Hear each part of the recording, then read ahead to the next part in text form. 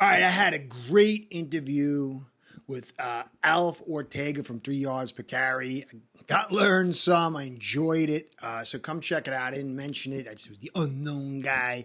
But you can get a lot of good stuff from him in that interview. So go check it out. You'll see you'll figure it out. But it was a real joy. The game of football is so difficult. People who say it's going to be this, it's going to be that. Now, sometimes they're right. Sometimes the information dials it to a certain point where, you can almost bet the house on it. But if every take is like that, that usually is somebody who's got a low hit rate.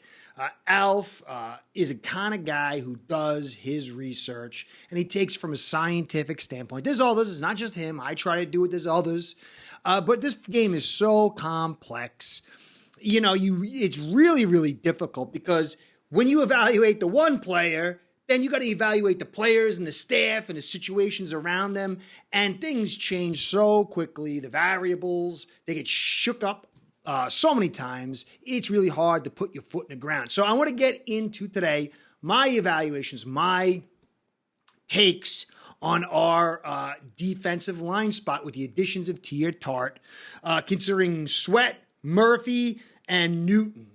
I did some research on him. I'm not saying this is the final, but I'm getting closer to where I could say I put my foot in the ground. So I'm going to get into that today. So, guys, I'm going to cover Odell a little bit and the receiver spot with a little quick thing on Jonnu.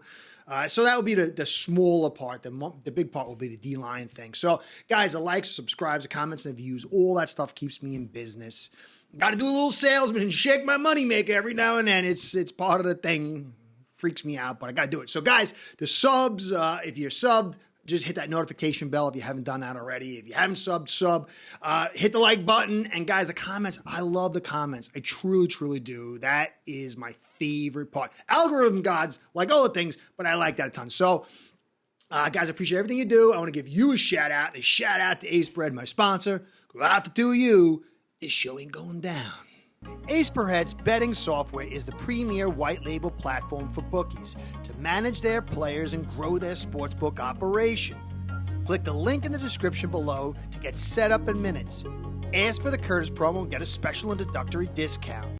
All right, before I get into the meat of this sucker, I want to do a Odell Jonnu thing. So Odell said this. He doesn't really do much of the Twitter X. I have a hard time calling it X. I had a hard time calling it Twitter, but it's even a little bit more with the X thing. Anyway, he doesn't post too much, and he said people were saying, it's confirmed that he's going to be a Dolphin. He had laugh out loud, confused today. Did I sign somewhere? Beckham wrote on X. Everybody keeps hitting me. And then he says, damn, sources got it again, making fun of this confirmation, the Dolphins and Odell. Doesn't mean he's not coming, but we can't really confirm that he's going to be here or not. It's not a done deal. He's waiting for the best deal. And after this draft, depending on who guys get, how things are looking, and he might even wait a little bit longer, we'll see. Now, quickly, Odell does something that's very important. If you look at Tyreek and Waddle, more so Tyreek than Waddle, they thrive inside. When they get outside, the boundary is an extra defender. And so a guy like Tyreek with the speed and the explosion and the ability to hit all those different routes, it kind of curtails him stretched outside. So Waddle's a little bit less. He's a little bit more straight line than a zigzaggy explosive than Hill. I mean, not a ton. I mean, he could do the stuff inside too. But he does a really good job on the boundary. He's not as curtailed as Hill inside. So if you get a boundary guy, one boundary here and one boundary here, whether it's Waddle and whoever and Waddle, you know the deal. And then inside you could put Hill. It would really maximize his potential. And so Odell still's got it. Alf was saying, and I heard other people say it, like he's only dropped like one red zone pass in his entire career. And the guy catches the football. I remember Tyreek I love Tyreek as far as his talent, but he's had some critical drops that could change things. And so is Waddle. And so the addition of Odell is good for a few reasons. You're not expending a draft pick. If you get Odell or a guy who can play that boundary, then you free up X. You don't spend a pick on a receiver. You have to spend a ton on Waddle for his new contract, and he's young. And then you could take those picks and spend them someplace else on another critical. Because, when you can see right now, you got Hill and Waddle.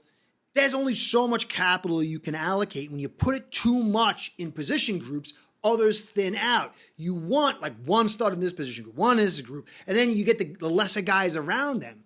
And so we could take this talent and maybe even get a top receiver, and we'll see about that. Or we could get the guy in free agency, get a high-end talent, and then use that on a D lineman or an edge player because you don't know what's happening with Phillips and Chubb, and they might be able to move on from Phillips if he doesn't recover properly. God, I hope that doesn't happen. Or whatever. You could get yourself an offensive lineman or whatever. It offers options, and the draft picks create cheap areas to get players. So, you might want to do that and move off Hill. Keep Waddle and move off Hill in a year or two, and then you got the cheap receiver, so I can see that as well. But anyway, Jonnu, though, if we don't get an Odell and somehow we don't get a receiver, Jonnu's speed and his size, he can get those pocket posts. You can run a 3 wide receiver legitimate, not like with Gesicki. I like Gesicki. I think he could play. I think that in the right area, he can thrive. But Jonnu could be a short clock. Gesicki's mid to late clock kind of guy. And so with what we want to run here with the quick throws, Jonnu he can do damage to you inside. And then if you got Hill and Waddle exterior, you got the leverage threat and they can do the outside routes in space where they're not getting blasted. I think it was Waddle. I was watching the Titans game today, and I think it was Waddle on the inside the pocket post got blasted. That's what teams were doing after a while. They're like, all right, you're going to do it. You're going to get the football. You're going to catch it. Let's just wait till you do it and then have the safety. Just pop this guy, and then that shakes things up. And I think Waddle got rocked on that one pretty good.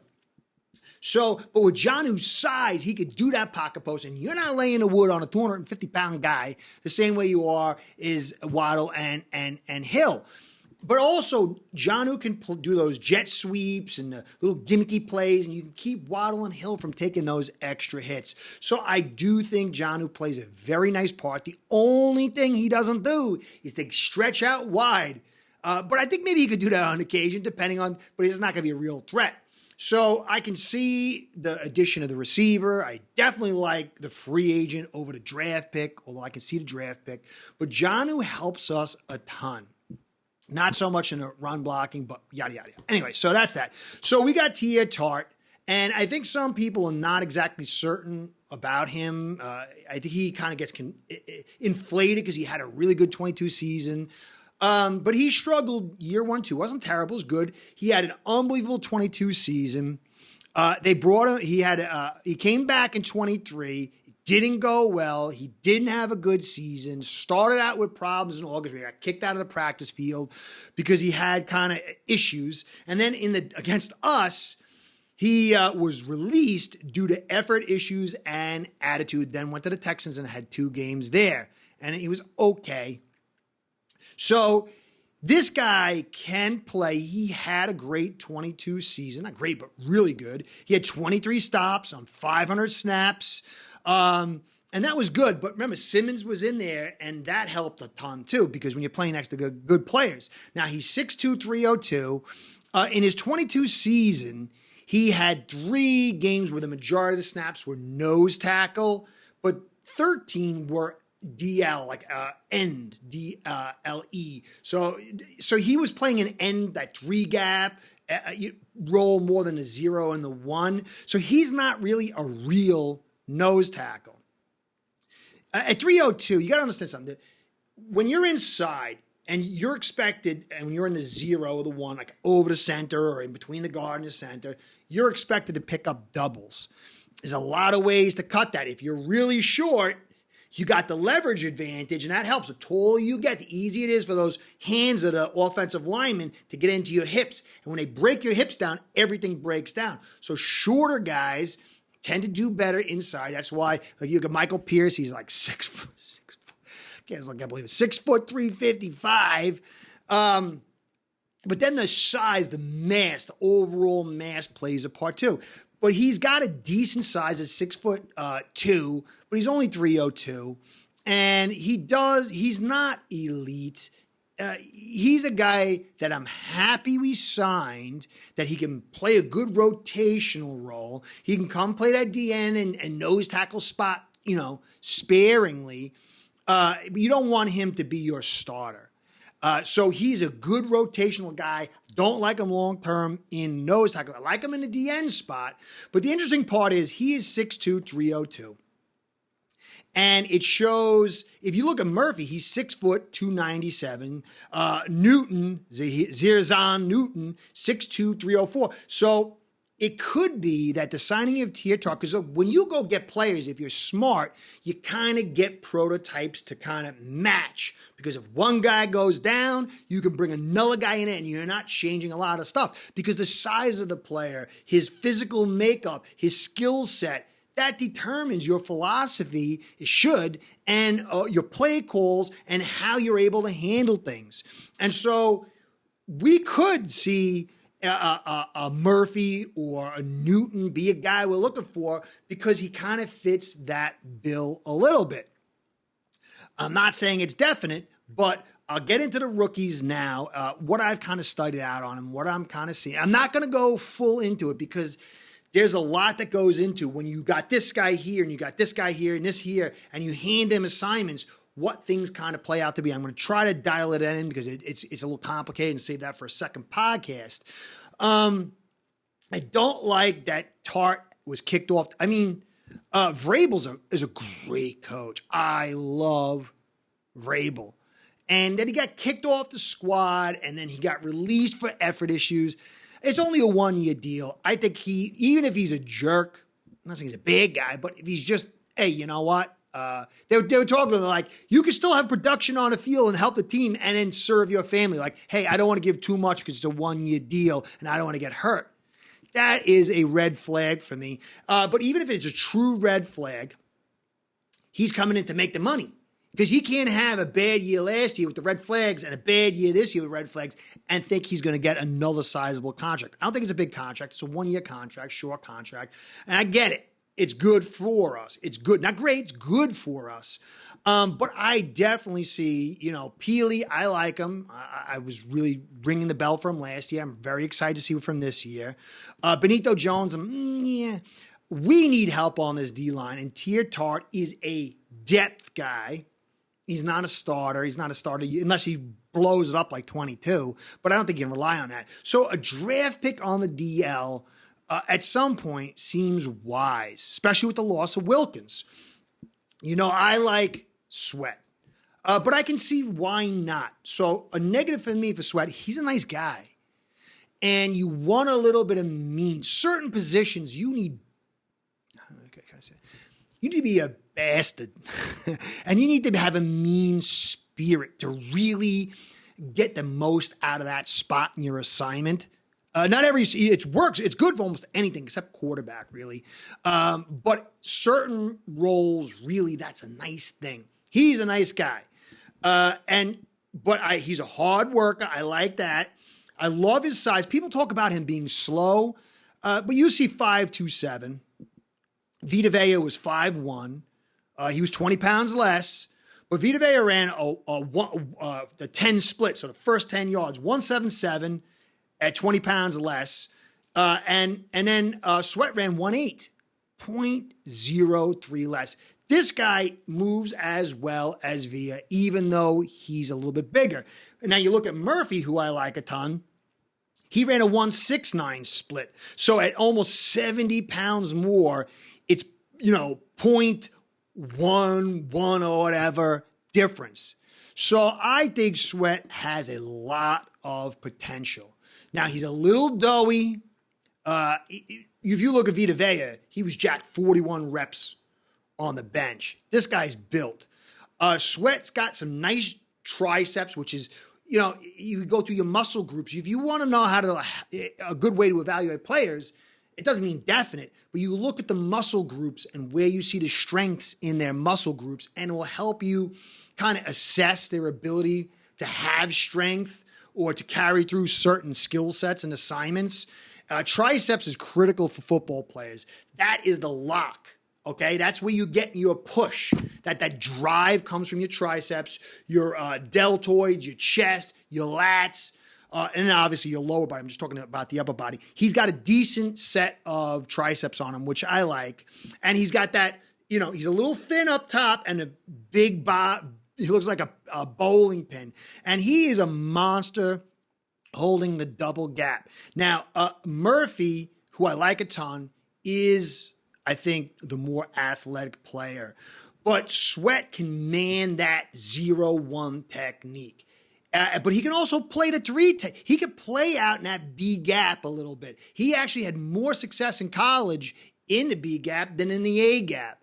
And this is his lack of mean streak. He holds up under the double, but it's not like what you would see with Vita Vea. It's a little bit reduced. But we got to see how he develops. See how he continues. But he's got 33-inch arms. And that little extra keeps guys off. You can keep guys just a little bit closer to getting to your inside. And that plays a really big role. I really like Sweat. He had 26 hurries, which was 10th in the NFL. In college. But he was second in blocks.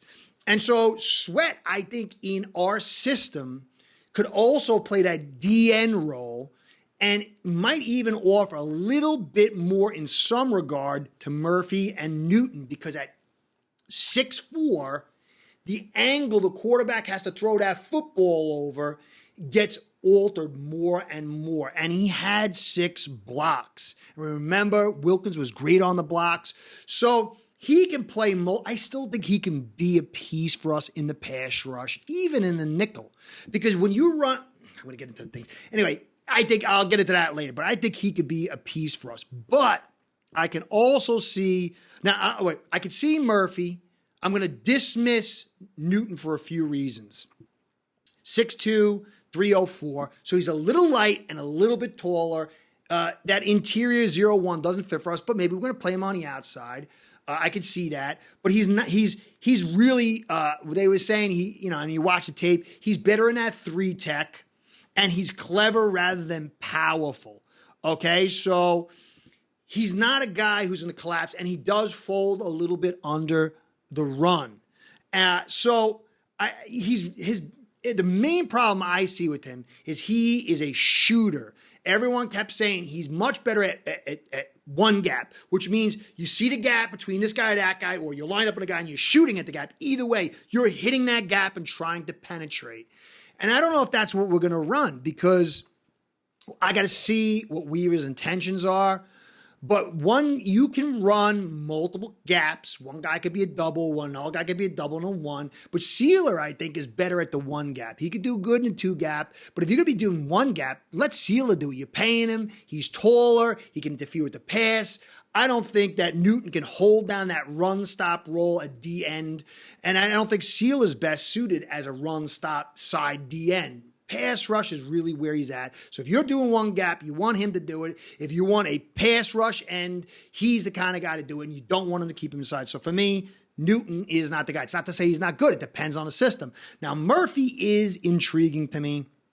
36 hurries, second in college. But he was paired with Sweat. And so I got to go back. I'm going back. I'm trying to assess how that synergy worked together. It's the same thing with Sealer and Wilkins. You can say, oh, well, Wilkins was awesome, but maybe Wilkins won't be so good without Sealer. You can say Sealer's awesome, but maybe Sealer won't be so good with Wilkins. When you got guys working together like that, it adds a little extra complications to the evaluation. But I like Murphy because he's got the nasty nature. He's 6 foot, which means he's got great leverage, but he's kind of smallish, insane, 300 pounds smallish, at 297. And some people feel like that he's maxed out his frame. I'm not sure about that. But I can see him playing some in that nose tackle 0-1 technique. Problem is when you're that size, over the course of a season, even game, and especially career, it wears you down. And so I think that you could get him in here and another guy to switch out and occasionally put them in that nose tackle, certainly in like your nickel defense, third down pass rush. He'd be great at that. And I think he'd be better than Sweat.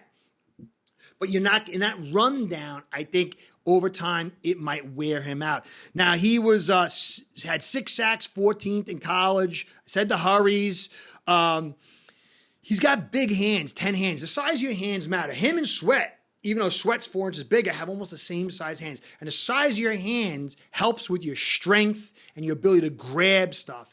And when you're inside and you're grabbing guys and you're holding guys, you need powerful hands. And so his nasty nature, he's not super athletic. He's pretty athletic. He's violent. He's strong. He got 28 bench, not super great. You know, as an example, I was when I was in junior college, I was 180 pounds. I did it 16. And so he's strong. Sweat didn't bench, which I wish I'd seen him bench. That's why he's a little bit doughy up there, but those triceps, I think, says something. I don't know how much. 33 vertical, which 300-pound guy is pretty good. So he's got a great spirit, a warrior spirit. Sealer has it, but this guy looks like he's got that violent nature. And so I could see us using this guy. But 3 technique is, I think, where he's better suited. But if Weaver's a creative defensive coordinator and you're not just putting him there, you got another guy that you could put in that nose tackle role, and maybe you could get a Tart and Benito and Peely and then flank a Sealer. And then you could put Murphy on the other side. And Murphy can absorb doubles pretty good. And he could be that run-stopping end. Then you could move him around for the pass rush aspect and even bring him inside on nickel downs. I like it. I could see why they want him. Aaron Donald feel to it. I don't know if he's going to be. I mean, who knows? I mean, that's a lot to ask. But even like a light version, that would be great because you got Wilkins leaving. You got that leadership leaving. You got that talent leaving. And, you know, some people are like, I think spending this much money on a nose D lineman's crazy, but a lot of people are doing it. So, and there's a lot that's to go into that. I personally don't think so. I think there's a reason for that. I'll get to it later.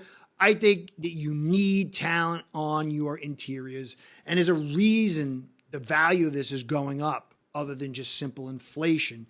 So for me, Sweat in the second round, if some miracle happens, that would be the best deal. Some people are saying now Sweat might leave in that first round, and the Dolphins will certainly have a choice. I mean, not certainly, but likely, unless Cincy decides to go with a nose tackle, because they needed to run their system. They got outside linebacker ends that they can't, they need that nose tackle. And what's his face? I got the guy's name. He's really, really good. That they had there. He's gone now. Oh, man, I forgot his name. He went to the Lions. And Sweat would fit that almost seamlessly to a certain extent. So I think the Dolphins will most likely, because I think they're going to go maybe lineman, considering Burrows is getting his hell beat out of him. And maybe they can hope to get him in the second round. But I think the Dolphins will have a choice between Sweat, Murphy, and Newton. I don't see Newton as the possibility. I can understand Murphy. Sweat at 21 might be overdrafting, but then you never know. So that's the kind of way I lay it out. I understand Murphy, but I really do think we need that big boy in the middle.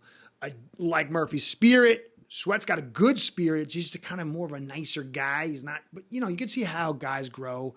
We'll see. So that's where I'm at. I still haven't decided what I want us to do with the 21st. I'm going to do my draft pick analysis and flow charts and all that other stuff, but I got OCD, and so until I can really put my foot in the ground, I'm not there. But I'm almost there. I'm almost there, guys. So that's it. I hope it's stuff you could chew on, think about.